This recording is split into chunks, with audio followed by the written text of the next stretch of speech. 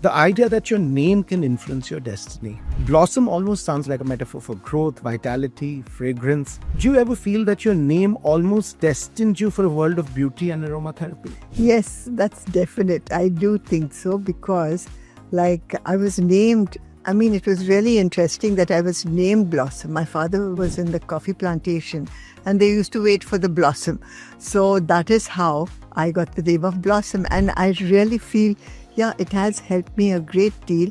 Though at that time, I used to think, it was very frivolous and Blossom and others had these exotic names. But then I think that was really, not only with that, with everything. It is so fresh, it is so wonderful, and I think that is a lovely name they gave me. What does aromatherapy mean to you beyond its pure commercial value?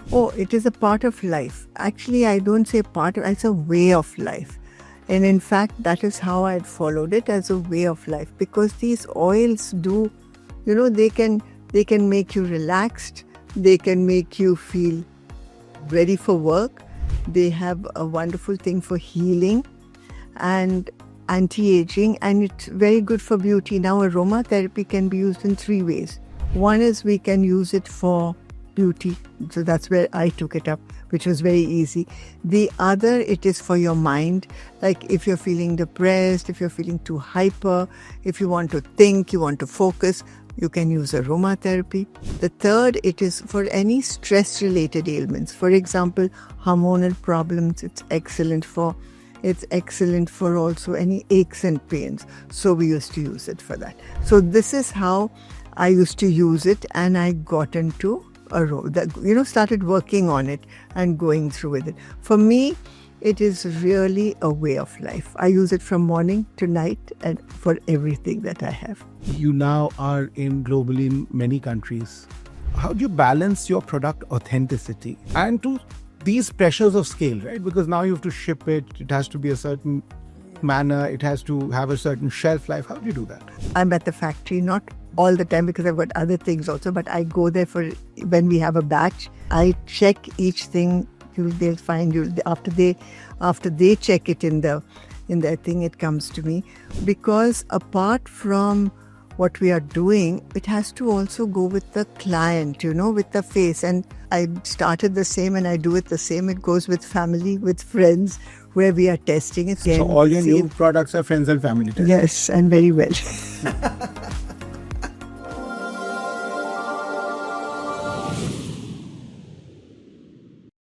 Hello and welcome to CXO Connect. Today's guest is Dr. Blossom Kochhar, a pioneer of aromatherapy in India with over 3 decades in the space. From founding Blossom Kochhar Aroma Magic to shaping thousands of careers through the Blossom Kochhar College of Creative Arts and Design, her journey represents vision, innovation, and impact. Thank you for joining us today, Dr. Kochhar. It's a real pleasure. Before we get into the conversation and get into your journey, let me start with a slightly light and funny question over something that struck me. Yeah.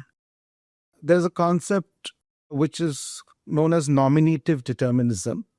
The idea that your name can influence your destiny. Blossom almost sounds like a metaphor for growth, vitality, fragrance. Do you ever feel that your name almost destined you for a world of beauty and aromatherapy? Yes, that's definite. I do think so because I was named. It was really interesting that I was named Blossom. My father was in the coffee plantation and they used to wait for the blossom. So that is how I got the name of Blossom. And I really feel, it has helped me a great deal.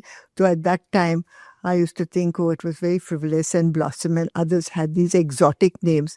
But then I think that was really, not only with that, with everything. It is so fresh, it is so wonderful, and I think that is a lovely name they gave me. You're widely recognized, and rightly so, as the pioneer of aromatherapy. Yeah. What first drew you to beauty and more specifically to aromatherapy? Now, there were 2 things connected.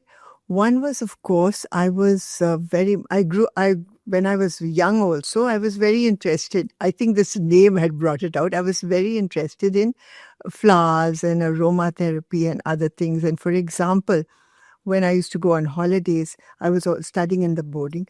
And the nuns used to give me, when I used to get a cold, they'll give me this eucalyptus to smell. And then we had exams and we were very nervous. They'll give us lemon verbena that were all growing over there. So that was one. And when I used to go back, I used to, make things with the flowers and with the other leaves and other things. So, and I used to keep using them. Some were good, some were very drastic because I never used to take those little insects out of that and they'll give you a full allergy. But that is how I had gotten to it. And then, of course, later on, I started with education. When I first came, I started with a little beauty salon. And then we went into education, teaching, because that needed. And for the education, I needed a product. And of course, I started with the product, and then I used to have this little salon also. And in that salon, I used to make the product for the clients and do it. Like I used to make, for example, I'll make a cream and then I had to perfume it. So I used to use an essential oil, which the Nilgiris are full of these oils. I used to use that. So then they used to tell me that, my cold went, or I was feeling much more relaxed, and other things, glow used to come to the skin. So that is how I had actually started with aromatherapy there. But it went further when I met a Ved. One day I was walking down and he said, what are you doing? So I was telling him this. And he told me that this is part of the Rasayana Tantra, and that is where the rejuvenation, the book of rejuvenation. So he started teaching me things. So actually this of aromatherapy was Ayurvedic aromatherapy. So it suited really well. Apart from that, of course, I also used to use it in the school because we had to make a cream and we used to use this. And at that time, the only creams available were Pond's and Charmis. I couldn't give that to clients or teach them. So that is how it went on with it. And I got into it. With decades of global learning, and you've clearly worked at making this a venture which is very focused on education and very focused on learning. What does aromatherapy mean to you beyond its pure commercial value? Oh, it is a part of life. Actually, I don't say part of, it's a way of life.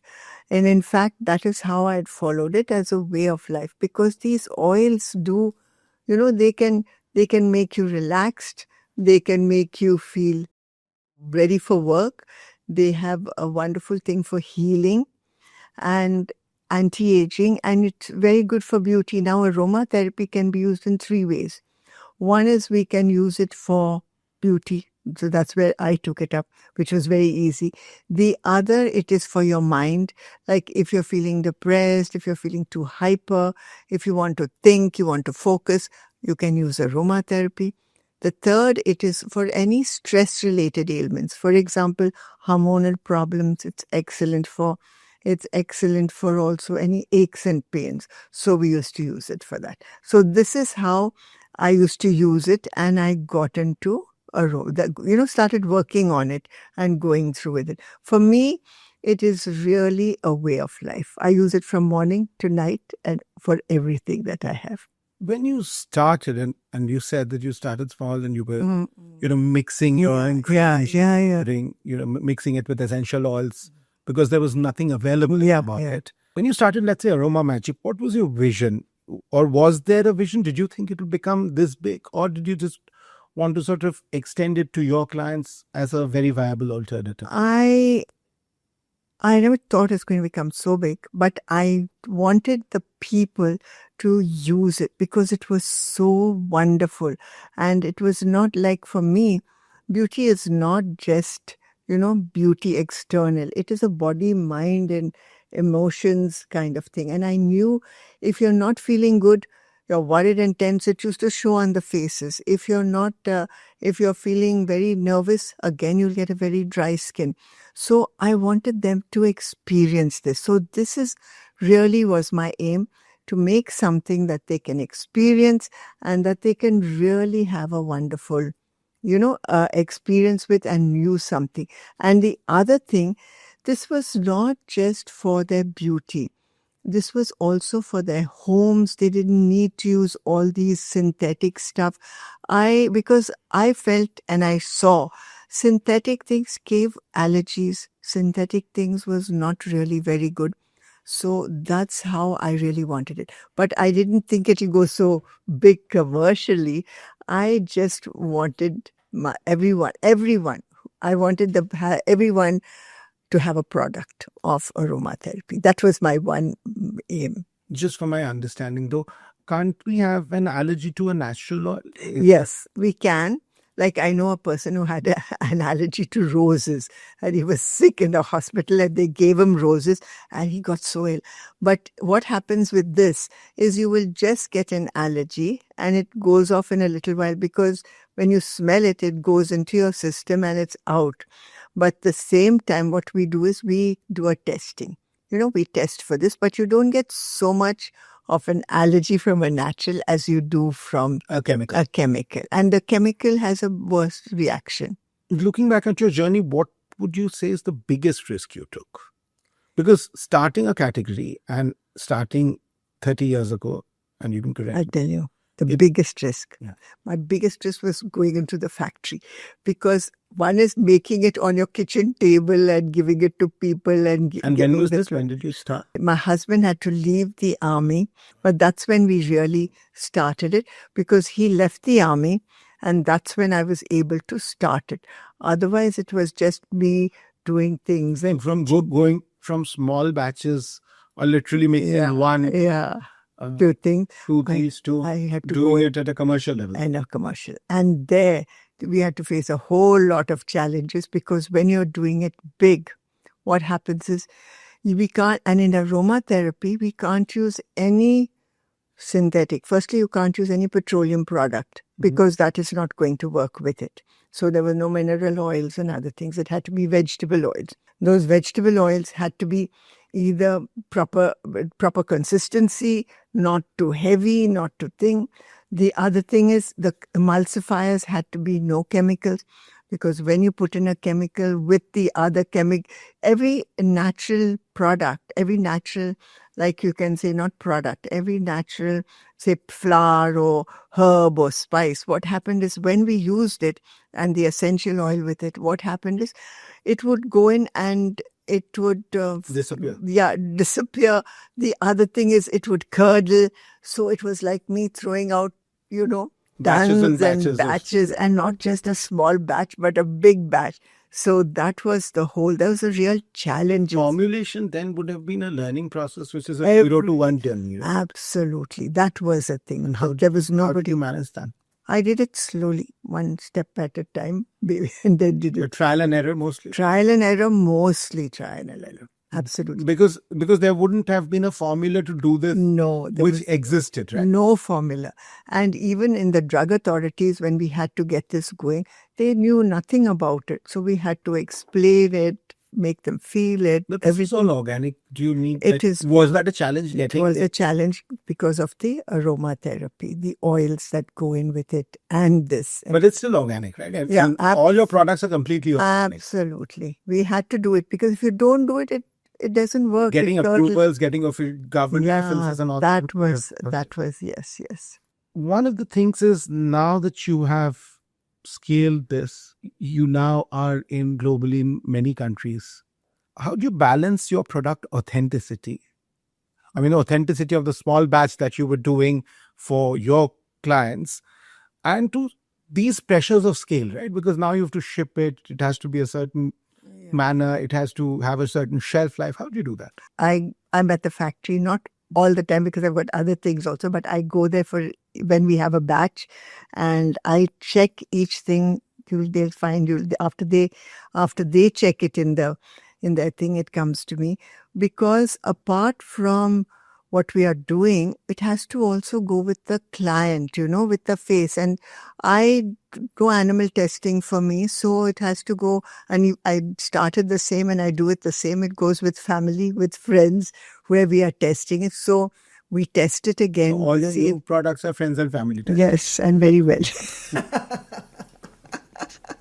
It's interesting that you said that because it's almost like, when startups these days. Yeah. The first round of funding is always a friends and family round. Yeah. So all your products have a friends and family round. Yeah. Because that's when I really knew how it would go, how it would react, what can happen. That was. Did somebody have a very bad reaction? No, my daughter's got the most sensitive skin, and she can only use my products, thank God, because anything else, she will say she gets this and she gets a rash, and she hasn't so far, except once to almond. Now she is very allergic to almond, so anything that's got Almond almond oil or oil something, or yeah. anything, then we learnt about it. Now we know, not for her, but for other people, and we write a warning on it also. So all your products are labeled with a warning. Yes, quite a lot of them. But people may not be aware of having most Indians are, I know it isn't a thing. We don't allergy test ourselves very often until we have a rash or No, something. but we try to tell them that you should test, it's a good thing to test, And now with all the chemicals, all the things, I think everyone needs to test their product before they use it. Not just my product, but I think any product, it has to be tested. Do you think this kind of clean, sustainable beauty, of course, you've been at the forefront, you've worked on educating people, you've trained people to use these products. You've also educated, I would say, consumers in a much more meaningful manner, right? Because it's a new category, you've had to do that. Yeah. Do you see that consumer awareness is evolving right now, and where would you like to see it go? I think, and I'm so happy it's evolving, and I'd love it to go even further. They have to know what they're putting on their skins, because like I say this, and again I'm going to say it, what you put on your skin is, goes into your body, and you have to be very, very careful.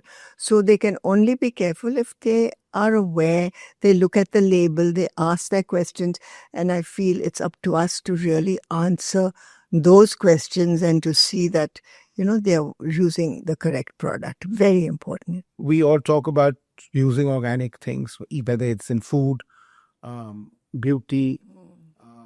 Also, Ayurveda has now sort of made a resurgence. Those dadi ma ke nuske around our houses, and that is primarily Ayurveda, or all our traditional meals are constructed in a way where it facilitates digestion. Ayurveda, yoga, everything's making a holistic wellness.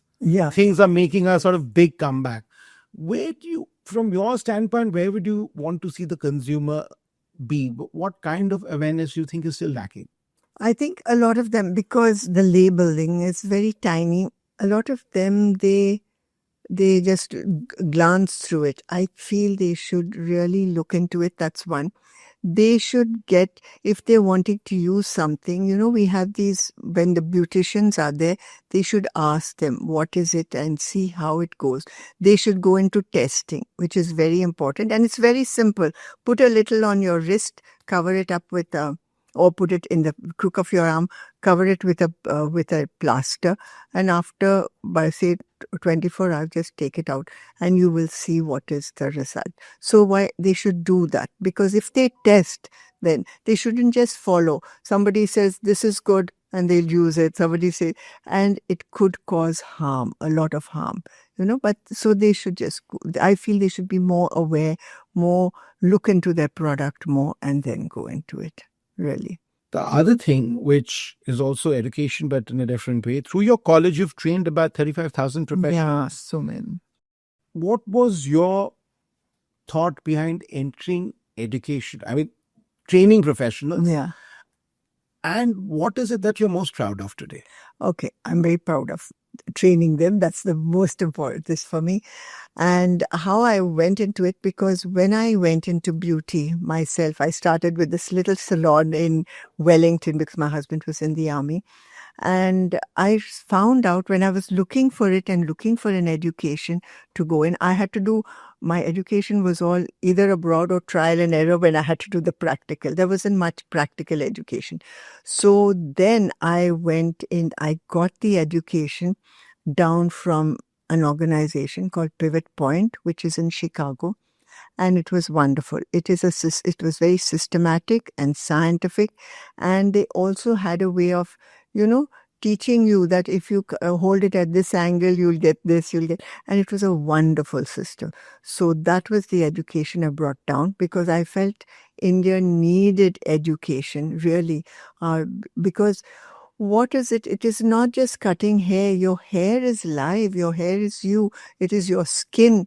And, you had to really know the science behind it. It's not about making people fairer. Yeah. It's not about making people fairer. It's not about, just cutting their hair into fat. You had to know everything. So that is how I got this education. And we started with the education. And that has done a great deal. And I'm so proud of many of the people, and in fact all of them, who are doing so very well in their profession.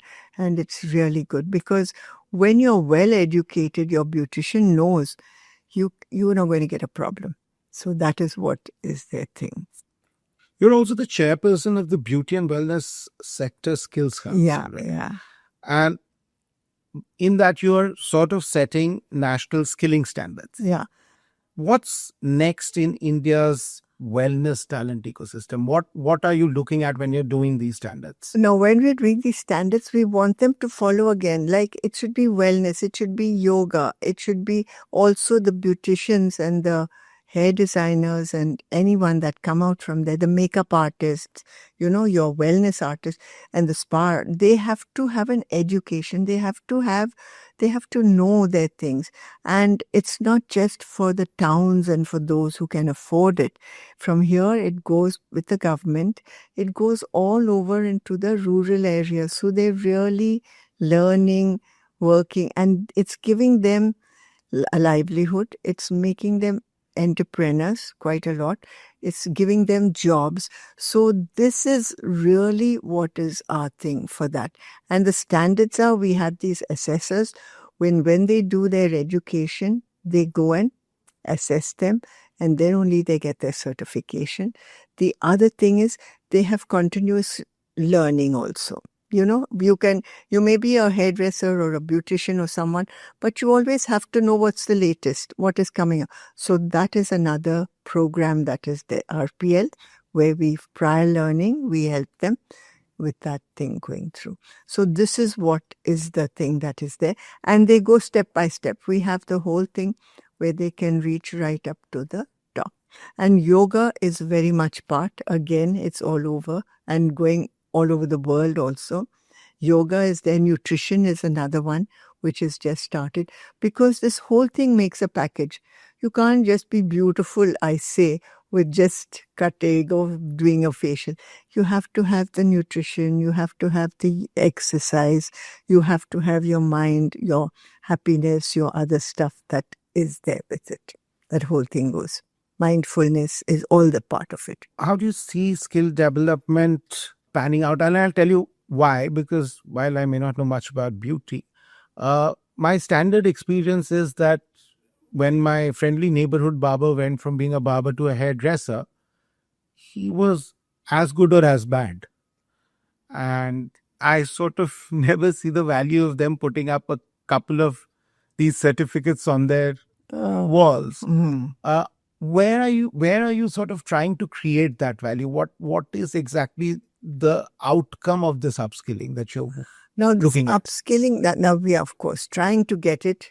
Really, that's what we are working on. What are you looking at? We are looking at where we can get them licensed by an authority like the government or something like that, or licensed either by that or another body, maybe a private body, but will go with the thing. Because if you get them licensed, when you walk in that you're going to have a certain standard, a certain hygiene to the whole thing. Otherwise, no, they are just studying and going. So there are foreign organizations also that we are trying to work with. That we are trying to work with. Like Cedesco is one for beauty, comes there.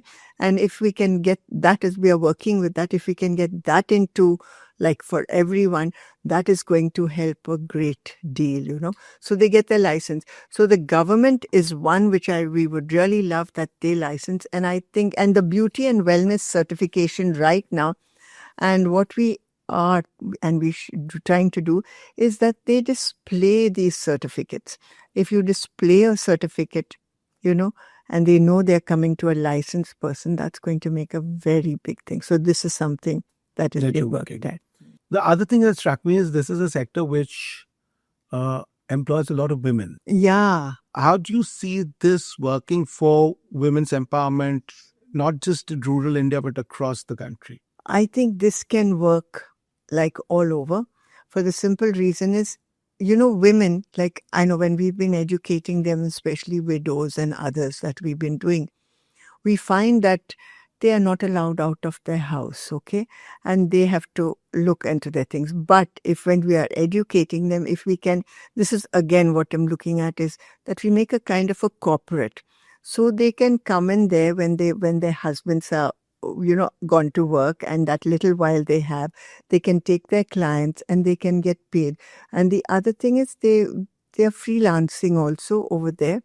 Like we teach them certain things like hairstyles and makeup and mehndi. So when the marriages come, they can do. So to be self-sufficient, this is really what is one aim that I really feel is we have to make them self-sufficient.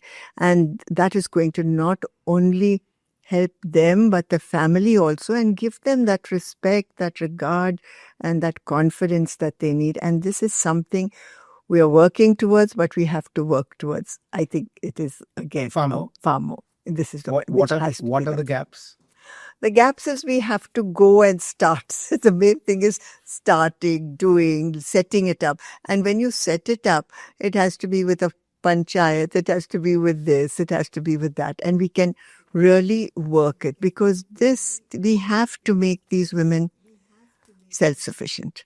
We sort of saw from your LinkedIn profile, and I'm sort of revealing how we research, right? But we saw from your LinkedIn profile that even after so many decades of professional success, you're attending business leadership programs or digital leadership programs with various universities. What drives you to this continuous? I'll tell you, because you have to continuously learn.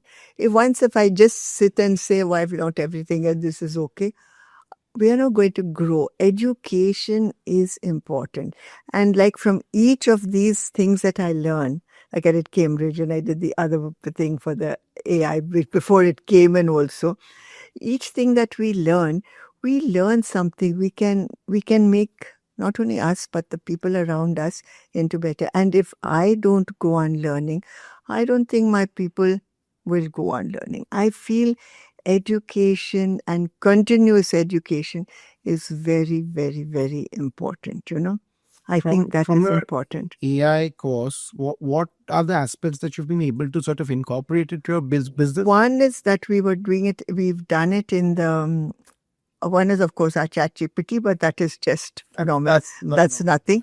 The others, we've incorporated it into our factory and into the godowns that we keep, of how when the thing is finishing, will be inventory automation, because that was one of my main things of going into it. And that has helped a great deal, that is one thing. How do you sort of keep pace even with continuous learning in a world where trends are changing, consumers are changing, technology is evolving? Traveling. You travel. So that's also continuous learning. Yeah. Right? So this travel, there is these organizations have helped me also greatly. PhD, ASSOCHAM, where there are a whole lot of these business heads. How many countries have you traveled to? All over, except I haven't been to Australia. What's your favorite destination? My favorite was where I grew up with my family also, my brothers and all that, in Canada. It was a very small town, but in Canada, British Columbia, where we were there.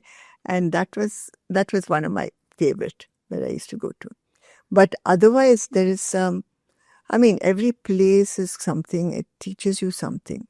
It's wonderful. But you can't just travel and just be there. You have to go in also into, finding out. You just can't be a tourist. Yeah, you have to find out also what happens in which and when. When you go to a new place, what is your usual curiosity trajectory?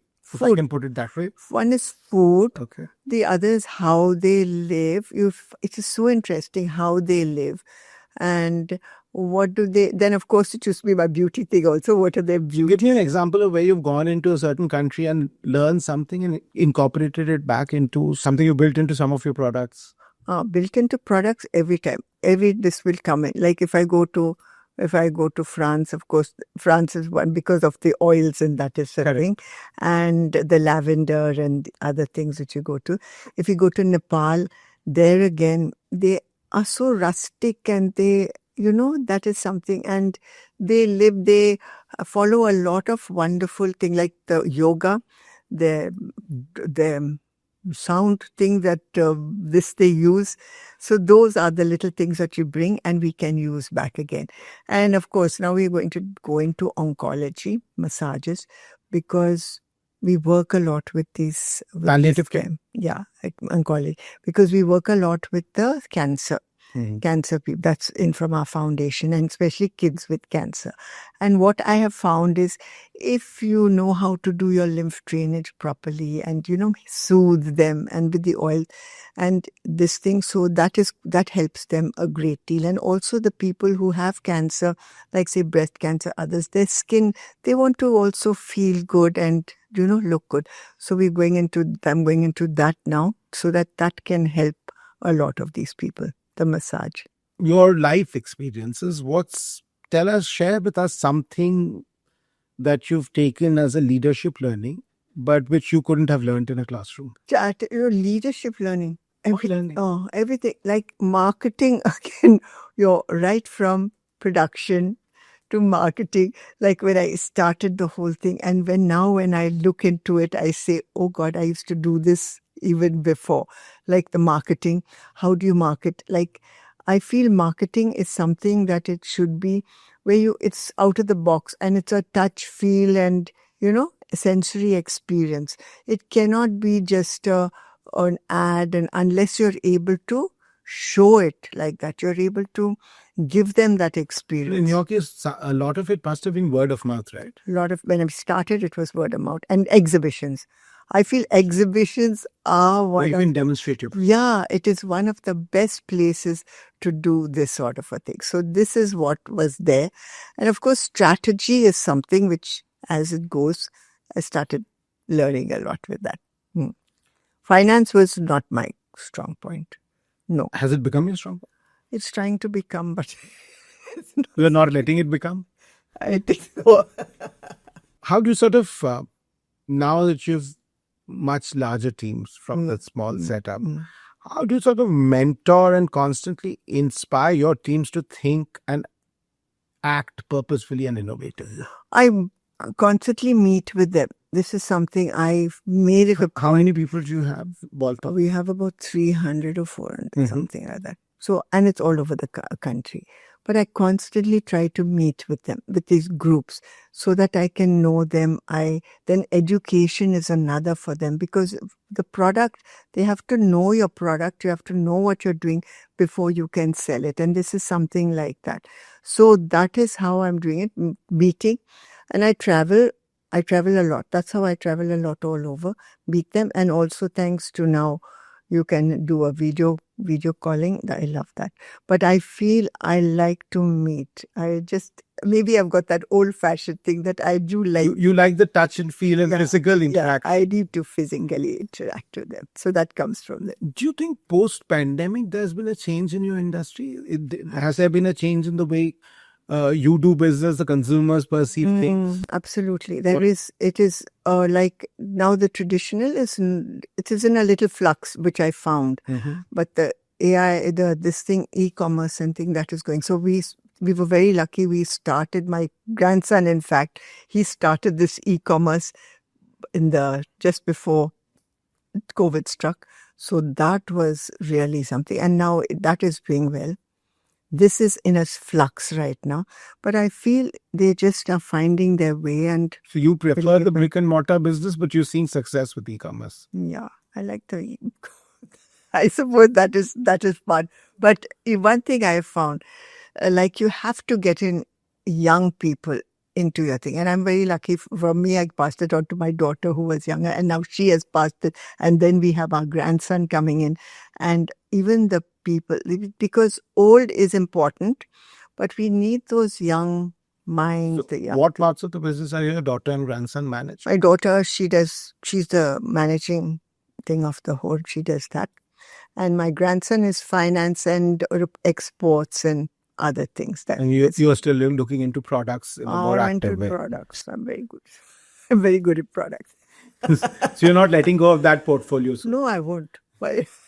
You don't trust others to do as well. No, they will do, but I always poke my nose. But the whole thing, I do like to go there and see what's happening, and also to demonstrate the product, see what it is, tell people about it. That's this thing that I do, and everything. In fact, have you seen consumer attitudes towards wellness and beauty change post pandemic? Oh yeah, like the kind of products you're selling more, or the kind of things that consumers are now absolutely trying to adopt? Yeah, they're all going into clean beauty. Most of them now, it's become a trend, like clean beauty, and they are going in for more natural, and that's something that they are going. And of course, also find that they are more into the grandmother's kind of a thing also, because, and especially the Gen Z set, because they want the natural. They are looking for that thing that they have.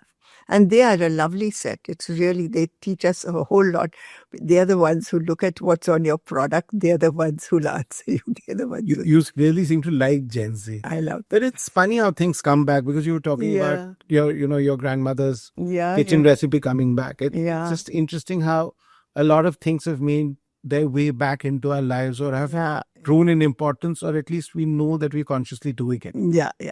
They know. And it's something, even the food has changed. Everything. They're not going into anything that they want organic. They're looking for it, and they're really getting what they want.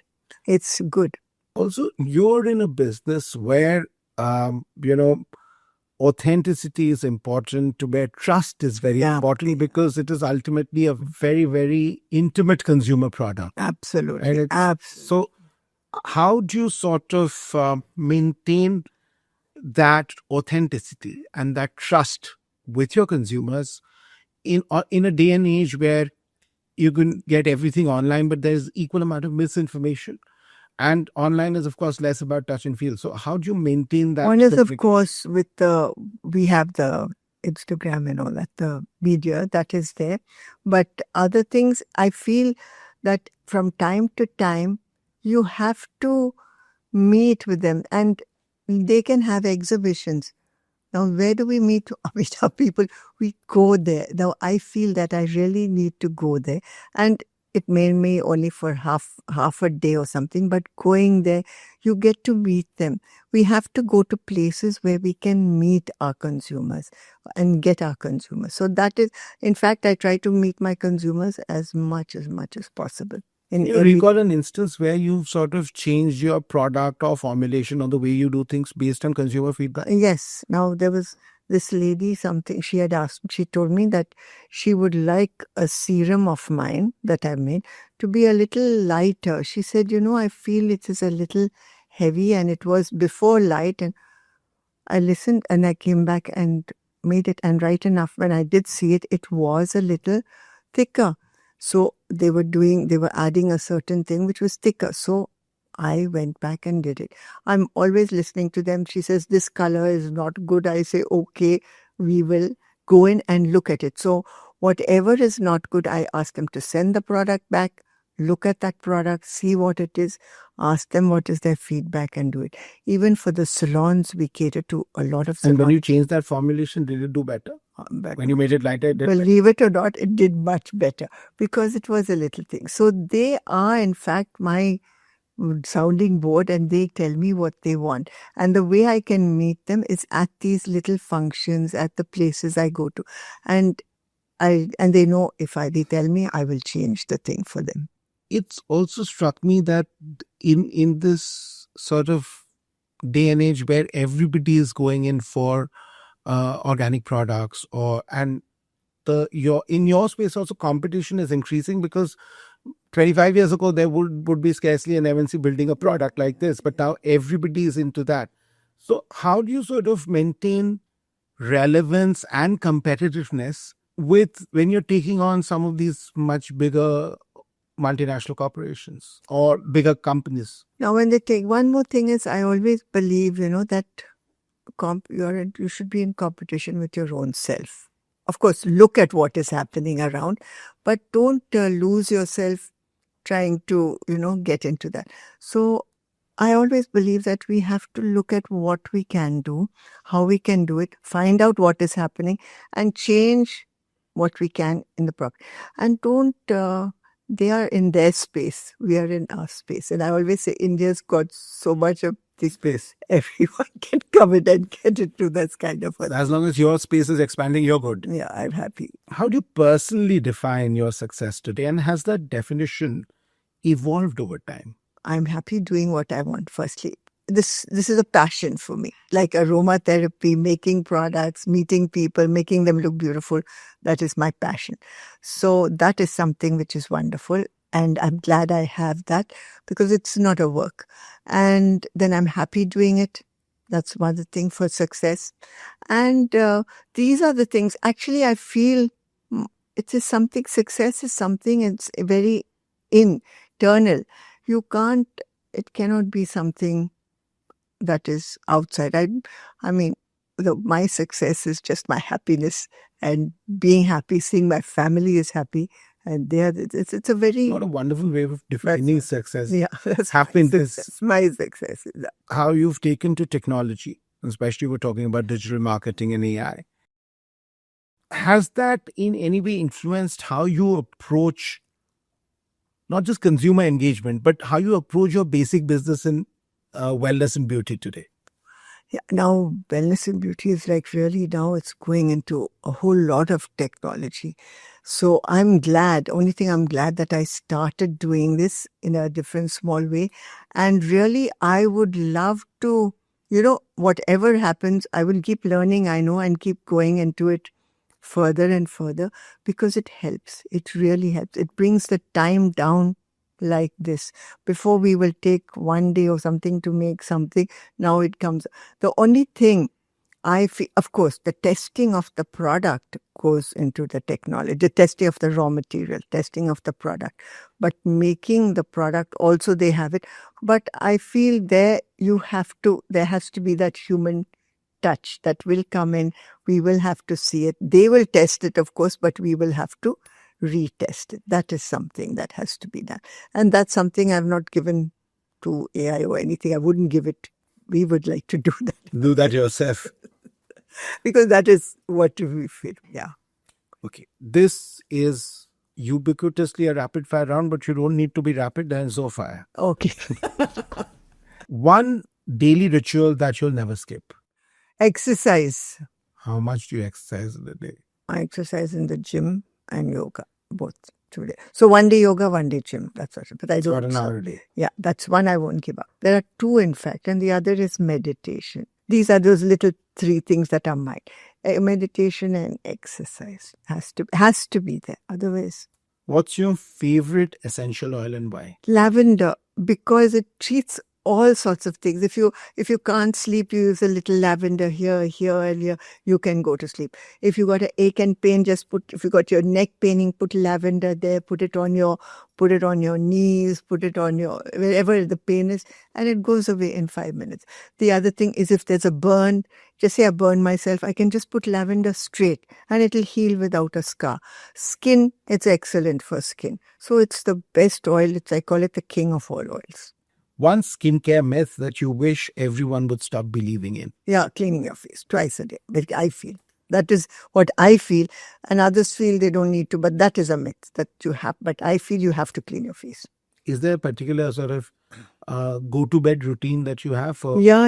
You have to clean your face twice, double cleanse, because first you're cleaning and then you're again massaging. And this is gender neutral advice. Yeah, absolutely. All right. And then you have to use a light.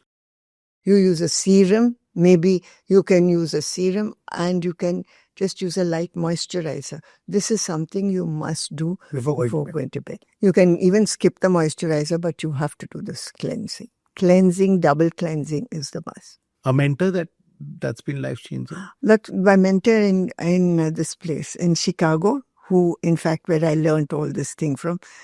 I mean, he was just amazing. He taught me how to really live with my legs on my ground and my head in the just, not to let anything go to your head and not to get angry about things, but to see how you can very positive thinking. How if something is negative, try to make it positive and go through. Because the more you are positive, you can get anything negative. It's not going. Your mind is just going to be negative, and you can't work. If you weren't a beauty entrepreneur, what would you have been? I don't think I'd have been anything else, but I love just being this beauty. And of course, an educationist, which also I am. You are. But I will just be. I love it. I wouldn't change it for the world. But you don't think there was an alternative career path that you thought of? No, I never thought of anything else. They were all too difficult for me. One thing that people often get wrong about beauty and wellness. They feel that it's very, it's very, what should I say? It is something, skin deep. yes, yeah, it's not skin. There's nothing. No, but it's all wrong. It's very, very, it's scientific, and it is something that is very needed. They feel that clothes are good and this is good and brain is good and law is good, but you have to have your little bit of looking after yourself. So that is important. And like a man, he can't just grow his hair. He has to cut his hair. So that is an important thing that is also there. So I feel it's like they all think it's frivolous. What is your happiest scent memory? Scent memory. Or a story around something that sort of a scent that sort of brings back a Memory for me, yeah. The scent that brings back memory is musk, because my mother used to use musk. My grandmother used to use musk, and I think every one of us. So that is something that really brings it back. And that is, I think, a part of aromatherapy also. Like, this is one thing, when you smell something, it goes and it's in the limbic system, that's where it's processed. That is why when we smell something, and what happens before that, let's tell you, 2% is only 2% we taken through our sense of smell out of everything else. But that 2% out of that 98 goes into your subconscious. So when you smell something, you'll find suddenly, you get the smell, you'll think of your grandmother maybe or somebody, and you'll remember the sari they wear, whatever they were. Brings back sense, brings back memories. Absolutely. So this is something that really brings it back, the musk, that is from my mother, grandmother, and they all used to use it. It's a lovely one. A fragrance for you that captures the essence of India. Jasmine. Jasmine is beautiful. That is something that is a wonderful scent. And when you smell it, you think of India, because South uses it, North uses it, everyone, and it's a monsoon kind of a thing. And the best thing I can tell you about this is it gives a person confidence. So when you get jasmine, you just this. And the other, if you're feeling blue, not good, a little depressed, smell jasmine. Straight away, it's going to lift you. A skill that you think you're still learning. And I know you believe in continuous learning, but let's say one skill that you think you need to learn. Business. That's what You run such a successful business. I don't know what you need to learn. I feel I still have to learn more. So I just keep on learning. That's one skill I keep on learning. And one piece of advice you'd give to young entrepreneurs entering the beauty and wellness space. An aptitude for it. They should love people. One aptitude. They should love people, because you're going to really, you're going to want to make them beautiful. So these are the two main things I feel, aptitude and thing, and then enter the beauty business. And then, of course, choose a school or a place or a mentor that can really teach you, guide you how to go about it. But these are the two main things. Looking back at your journey, if there was one thing that you think you could have done differently, what would that be? When I think it's different, I'd share things straight, but that's what's been my. So it is nothing that I've done different. I think it was okay, and I feel no, it's perfect. And you don't want to change anything about what you've done or how you've done it. I love it, and I'll go back straight and do the same thing. Another life, and you'd still want to do this. Still want to do it, because it is really good. And the best way to learn is by making your little mistakes and going on and changing it on the way. So putting it on And friends and family. Yes. What next for your enterprises, both in terms of products and in terms of training people? What are the next sort of milestones that you're trying to? Okay, now the next in training, I'm wanting to give them more into massage, and because that again is very wellness. And again, a lot of people I know, even my friends who I know, they get these massage therapists who really don't know the scientific thing of massage. So that is one. Of course, with cancer, we're going into the oncology, that'll be the other. And in products, it's going in for men's, because till now I've been mostly in women. Now it's going to be men's, because I feel the men are a fantastic consumer. Men deserve some care. Yes, and they deserve care. They're a very good consumer. So for business, it's good. For everything, it's a wonderful Why do you thing. think men are good consumers? Like, what's the difference between They don't change. Now you'll find a woman, no, she'll want to go on changing. If you have your salons, they'll change from that one to this one. Product, they'll change this and this. Men will just creatures of habit? Yes, and it's really So wonderful. this works. I don't want to change this. I don't want to change it. So that's the thing. Dr. Kochhar, thank you for joining us on CXO Connect. Your journey is proof, I think, that when purpose combined with passion, it sort of redefines the industry and it creates categories and it inspires people. So thank you for sharing your story with us. I think that has been a wonderful experience, both for me personally and for our audience. Thank you. It was wonderful. And to our audience, I must say that thank you for tuning in. Join us next time as we continue to bring you such stories of leaders shaping the future of business and innovation. I'm Prasad Sanyal, and this was CXO Connect. Thank you.